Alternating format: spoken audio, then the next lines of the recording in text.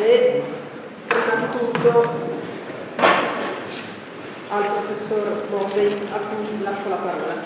Thank you very much. Parlerà ovviamente in inglese. Molte grazie.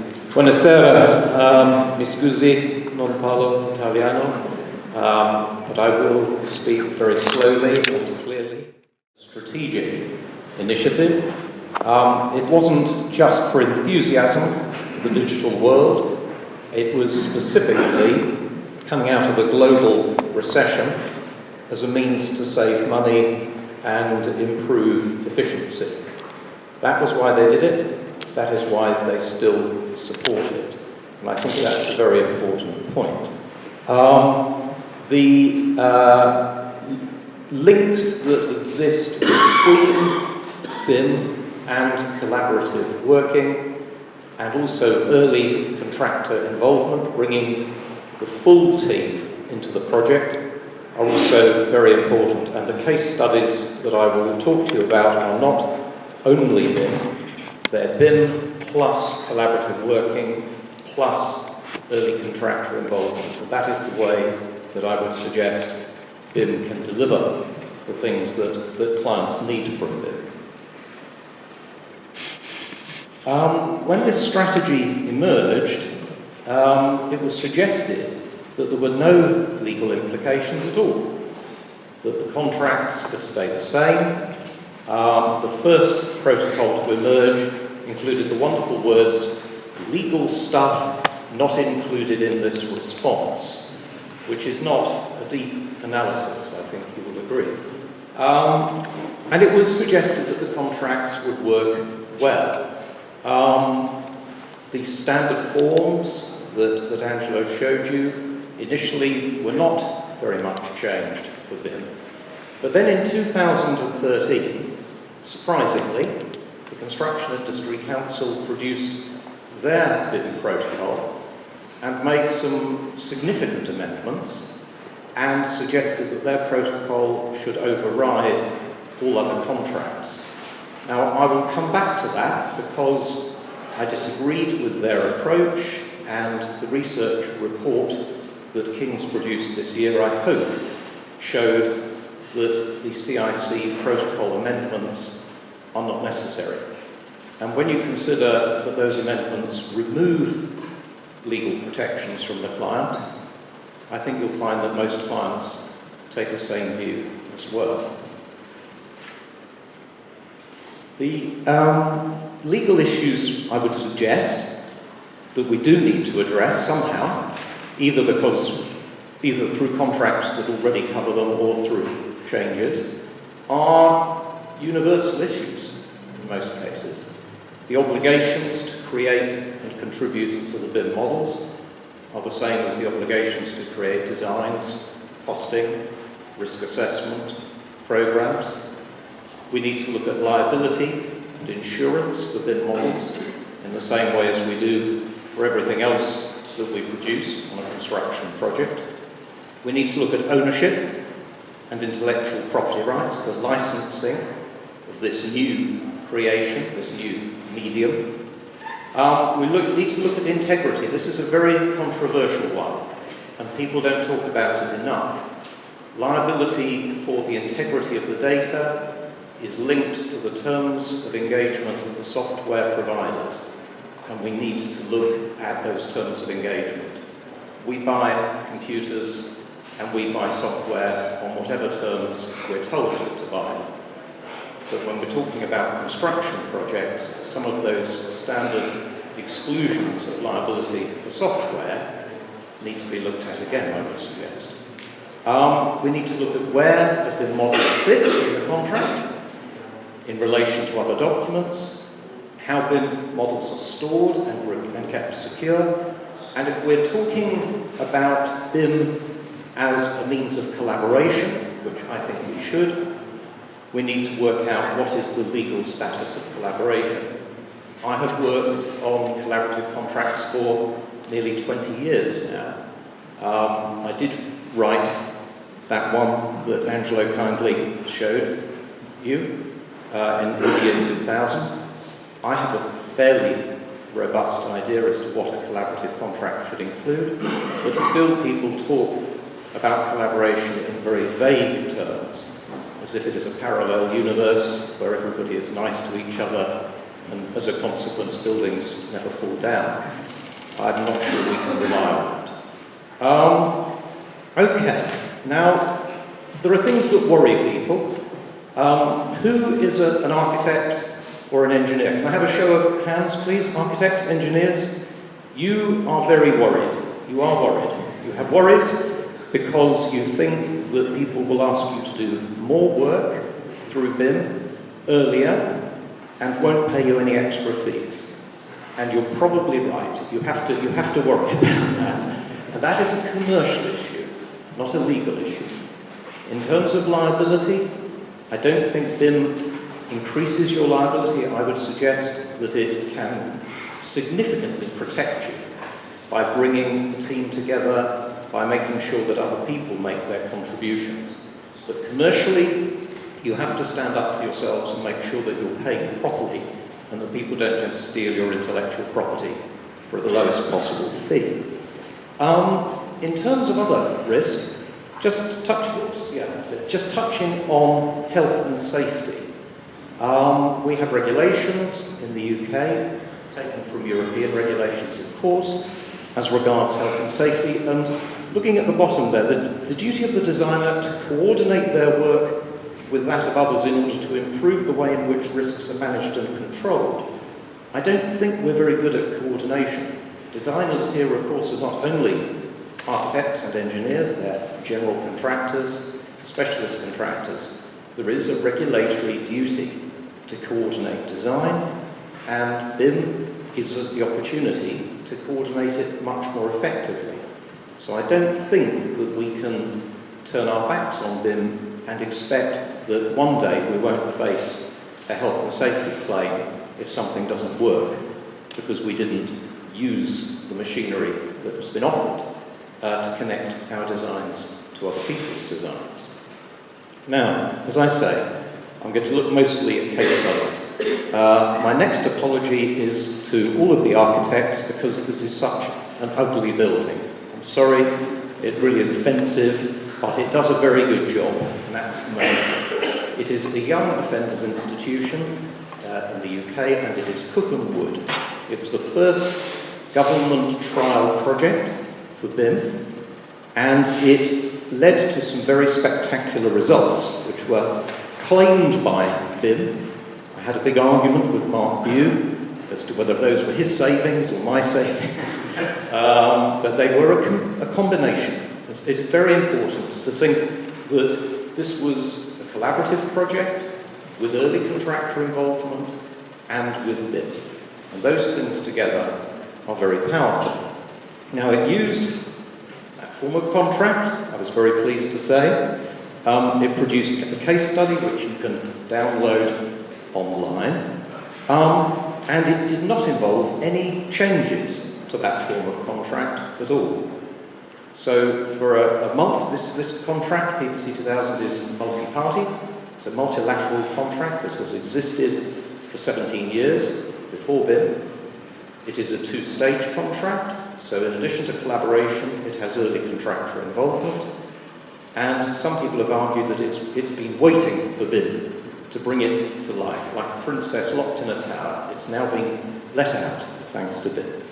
And it is connecting procurement and contracting and BIM.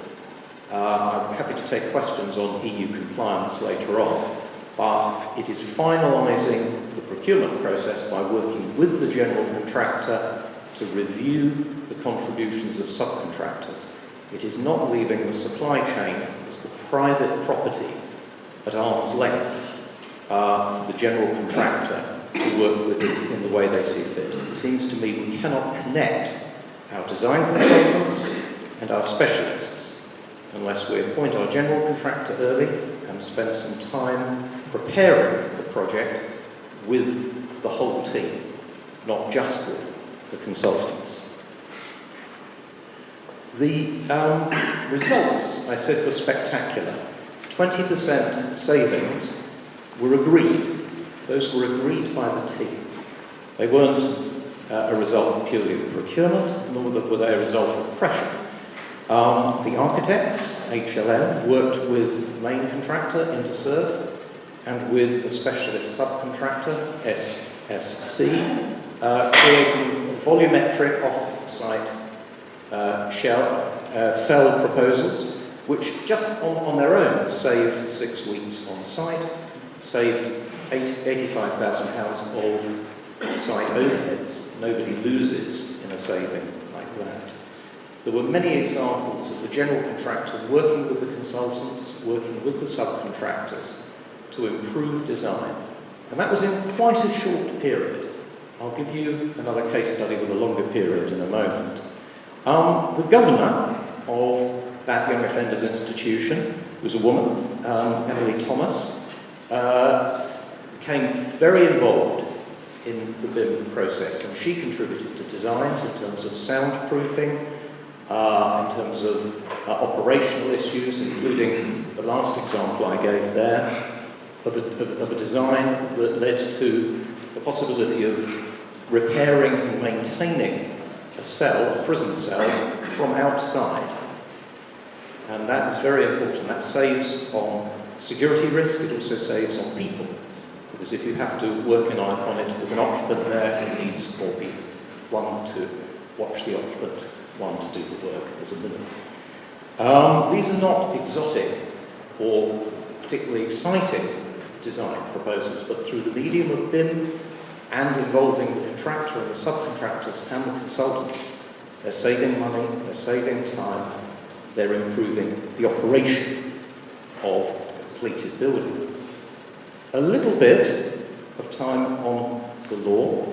BBC 2000 has some clauses that fit very well with BIM. Now, this is collaboration with clarity, if you like. The parties are still each responsible for their own work.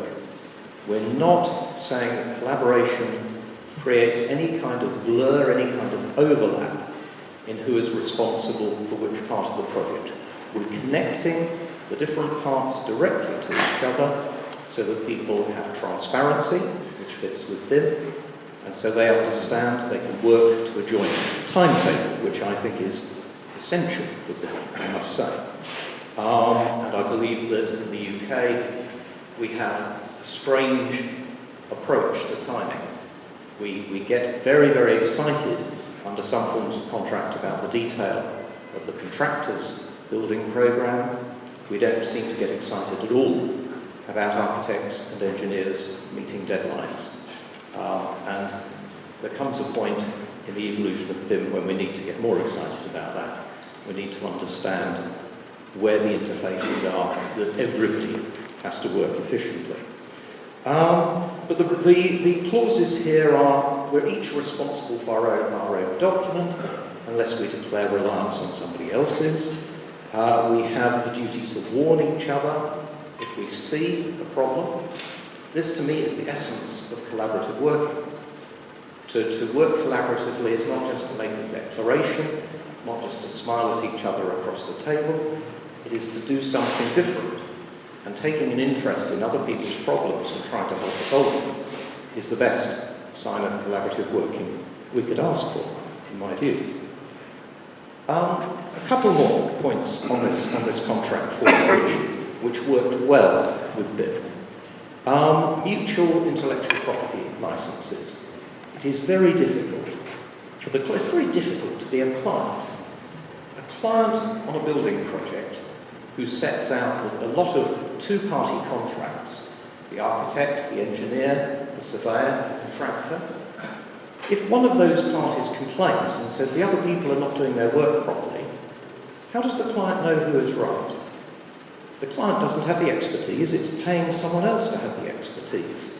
And it's the same with intellectual property licenses. If someone says, this other party is breaching my intellectual property, the client is sucked into a series of disputes, and antagonismo is a really great word, Angela, I'm going to use that back in England. You know, that notion of an adversarial approach is inevitable if you have a client who does not have the expert knowledge, who has to make choices between people's competing voices, saying, I'm right, the other party is wrong. So, in a direct, multilateral contract, people are owing each other a duty as well, and they owe each other an intellectual property license. It can be very simple, if you like. You're not liable beyond proper use. I talked about architects and engineers rightly worrying that someone is taking their ideas. At least in this instance, there is no liability beyond the agreed purpose, and indeed no entitlement to use documents beyond the agreed purpose. And there are no exclusions of liability for the integrity of electronic data. So it works. It works, and it worked on the project I've shown you, and on this much larger project, which is still on site, but looks as though it's going to create even more savings, combined with soft landings. I think, Giuseppe, you were talking about soft landings, weren't you? That's an important one, and we're not there yet in the UK, but we're looking at it. Very, very important to try to look at the operational phase and get the whole team to plan for how the building will be maintained after it has been completed. But the suggestion, well, firstly, look at that figure, please. 38 weeks before start on site was when the contractor was appointed. What's that? 9 months? Nearly. If not more. That was how long the client worked with the general contractor and the most important specialist subcontractors before planning consent, before any regulatory approvals, in order to make sure that they had the right designs, in order to look for savings, in order to look for all sorts of interesting solutions in lighting, in changing the building footprint, in environmental benefits, and to add to that, some local social value. Because people don't like to have a prison in their town. It's a very unpopular thing to arrive in your town, a big prison, particularly one that is one of the biggest prisons in Europe. But if your people are in a deprived area and they get jobs on the construction project and their small businesses are engaged as part of the supply chain and they see the prospect of jobs in running the prison, providing all of the services, you can get them on your side. And that is very, very important for local government and for stakeholder engagement. All of the residents are stakeholders. If you have that long period of time, your general contractor and your consultants work together on maximising social value as well as economic value. And to have 77% of the people working on site as local people, and to have the project itself as a skills academy for training people on site, is something you can only achieve if you plan for it jointly. You can't just put it in a document and tell someone to say yes and sign on the line. It takes a lot of preparation. Now, these are partly due to the efficiency of BIM, partly due to the medium through which people can look at their designs, their cost, their risk, their programs transparently and efficiently. But it is linked, intrinsically linked, to the timing of who is appointed when. So BIM is the medium, but BIM on its own is not delivering these benefits.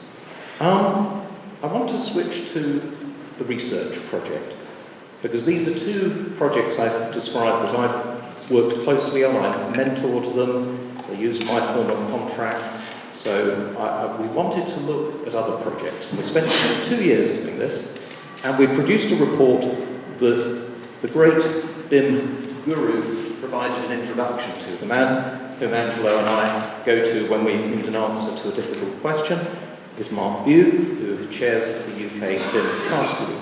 Now, he said some very nice things about our research report, but the bit at the end there is very interesting, that this report which again you can download. I'll give you the link in a little while. It's a hard copy. This report places a sharp focus on the performance of traditional working methods that should have been addressed many years ago.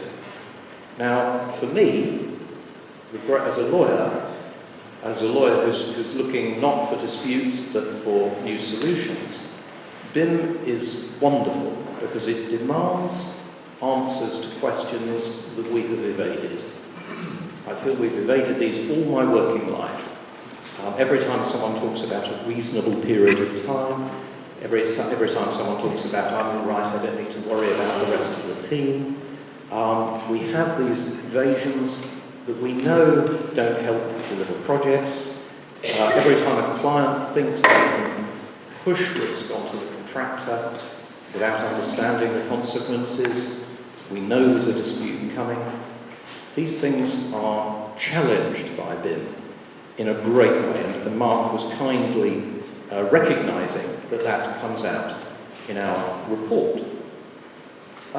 We looked at 12 projects, as well as interviewing 40 leaders in the field of BIM. The interviews were confidential. We didn't name anybody in their response because they said some quite controversial things, some quite surprising things. I would be grateful if you would download the report. It's very, very clear and straightforward, and I'm sure you will understand its terms. But people were confused as to the documents, as to the vocabulary, and they took very different approaches in how they put together their team and their BIM project. And that was amongst the leading individuals and on a range of leading projects. We didn't only rely on that, we ran a major workshop and a major conference. Angelo and Marzia kindly came to the conference and contributed to it. And it became clear that there is a need for more guidance in terms of clarifying deadlines, in terms of clarifying intellectual property rights, in terms of early warning, in terms of parties collaborating when something doesn't look right, and in terms of a proactive approach to risk management. Now, I have to touch here on a document that exists and that people have heard of. I mentioned it earlier, the Construction Industry Council BIM Protocol. Now, this research report was very critical of the protocol. We had on our team the man who was responsible for it, Simon Rawlinson. He sits on the Construction Leadership Council at the very top of the hierarchy in our construction industry, and he was very good about the criticisms that evolved, as long as we put them in positive and constructive terms, which we did. But the fact is that that protocol was worried, the drafters of the protocol were worried that nobody would adopt BIM. So they felt they had to reduce liability in order to encourage BIM. Now that is a big step to take, because you're making a lot of assumptions, but to have no warranty as to the integrity of electronic data transmission seems to me a bit of an omission in the world of BIM, but that is what that document says.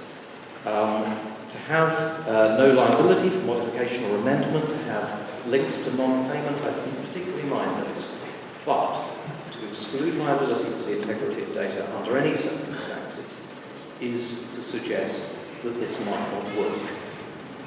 And that's not a good place to be.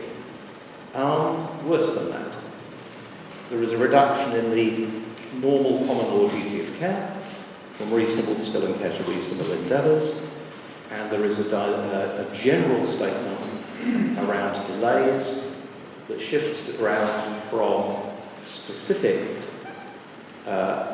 reasons to have additional time to a general reason.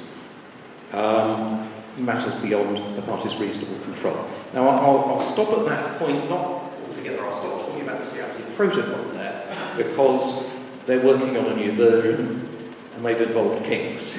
So that's very fair. If they take the criticism and respond to it, it's time to stop criticising them. And I'll stop now. I think that what they did 3 years ago, or 3.5 years ago, was what they thought to be right at the time, we've moved on. Just to underline that point, in the research, we asked the interviewees if they thought that BIM justified any exclusions or limitations of liability, and they all said no. And that included many architects and many engineers who did not think that in order to implement BIM, you need to be protected more from a remedy in relation to your work. Okay. This is important, really, and it comes back to the soft landings point. The report recommended guidance on early contractor involvement of the type that is in PPC 2000. It also recommended links to future repair, maintenance and operation, taking forward the soft landings point. We're not there yet. People are still saying that you can take BIM and attach it to any contract, any procurement model, and it will be a good thing. Well, yes, it will. It will be a good thing so far as the client will see the project better and the consultants can liaise with each other better, but it won't be a good thing in terms of savings because there won't be the machinery to find new ideas from new members of the supply chain. And it won't be a good thing in terms of ongoing operation. There's more work to be done, I would suggest. Now I'm going to talk briefly before I finish as to some of the options for that. I'm afraid I wrote one of them, so it's going to start sounding a little bit promotional. The concept is this. It's taken me a long time to realise, after 17 years, that while the Ministry of Justice are happy with that contract, and they're using it on a huge prison programme that is about to go to the market, the rest of the world doesn't care about this contract. They say, thank you, we have a form of contract, we've formulated it for whatever reason, and please don't tell us to start again, because we don't want to know. So if we're not going to, if I can't convert the world to a new form of contract, how about making the connections through a supplementary document? So a Rolls-Royce protocol, a multi-party protocol, which looks at direct relationships so that you have real collaboration, looks at mutual reliance on deadlines, so you have a single set of interfaces and people understand how long they have, that has a forum for resolution of clashes, so people get together and deal with an issue together instead of going to arbitration or to the courts, direct intellectual property rights, clarity as to the integrity of data, which I think we need to be a little bolder on, and linking this to the ongoing operation, bringing in extra people to our multi-party team.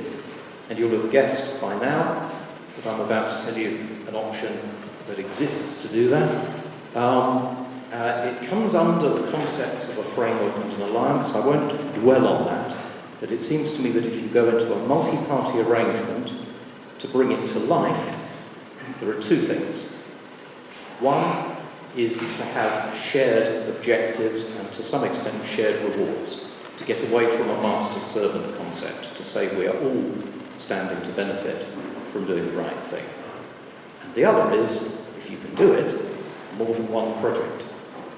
All the effort that goes into BIM on one project is wasted if that team never sees each other again. So if you can procure more than one project, BIM clearly brings much greater benefits. If you can give people shared benefits, like the award of the next project or a share of the savings or something, then of course they have a commercial reason to do something new. This is it. It was published in June this year, which was a terrible month to be publishing a contract in the UK because nobody was thinking about contracts in June in the UK. However, moving on, as one must. We did 12 months consultation in many countries with 120 organisations, and it was the Association of Consultant Architects, that publish the form. And the idea is that it doesn't change your contracts, it fits alongside them, and it acts as the glue to connect each of these contracts. It works for BIM, it works without BIM. It still does a job, even without BIM, but we're talking about BIM today. There we are, one diagram, that's the best I can do. The idea that you put everybody into a multi-party relationship with, in this instance, it's called an alliance manager. Now, we have had discussion this morning, kindly translated for me by Eduardo, who did a brilliant job all day, about the BIM manager. Who should be the BIM manager? Who should appoint him? I just will mention that is still confusing in the UK. Whether it is the project manager or the design lead or an additional consultant or an officer of the client, and as a consequence, everybody has appointed their own person and not created any glue. So, to my mind, the alliance manager here, who is responsible for connecting the parties to each other, would also be the BIM manager, whoever that party is. If you ask me who I think it should be the project manager. To me, it is firmly a project management function, but I'm happy to debate that. But the idea is that individual two-party contracts are separate, but they're together by this multi-party arrangement, connecting to the supply chain, and the supply chain not in there, connecting to the stakeholders. I know that nobody wants an extra contract if they can avoid it, but we have some connections to do and a job of work to do, and the current set of two-party contracts anywhere in the world, in my view, doesn't on its own do the things that BIM can enable. Just to finish off, this is for you to judge, not me. Does FAC 1 fit with Italian law and project contracts? I'd like you to take a look at it. I would certainly hope that the three universities who've kindly hosted us today will take a look at it. But we have drafted this with no English law in it. So it is a transnational form. And I'm speaking to a lot of people in a lot of countries about this form for that reason. I think, personally, BIM is transformational not only in the UK and in Italy, it's transformational worldwide. It really is the big game changer to construction worldwide. But obviously that depends on us finding some common ground in the way that we go about BIM. It therefore enables and invites legal requirements of any country and connects and tries to connect to the project contracts of any country. And you will see there at the bottom that in Germany, Professor Leupertz and Wolfgang Breyer, as a solicitor there, are already translating FAC 1 into German and starting to promote its use, as they are PPC 2000, and I wish them luck. I'm delighted that they're choosing to do that. So, I suppose a look into the future. Level 3 BIM has changed its components and its aspirations, and we're still working out what we mean by it. But I think that Digital Build Britain, I know Angela's referred to and others have referred to today, is a very interesting document because it talks about a stage-by-stage approach, an incremental approach. We need to do this in manageable stages, taking the industry with us. But I do think, as everybody has said today, that it will demand a more collaborative and integrated approach, and I would suggest that that sooner or later will raise the demand for more collaborative and integrated contracts. And to quote another of our great gurus of collaborative working and indeed of BIM, Richard Saxon, what partnering needed to succeed was BIM, and this risk-managing collaboration concept will probably return to favour in supply chain relationships. I think BIM could make us work not only more efficiently but more collaboratively. And I hope that has been of interest. Thank you. Multi-grants.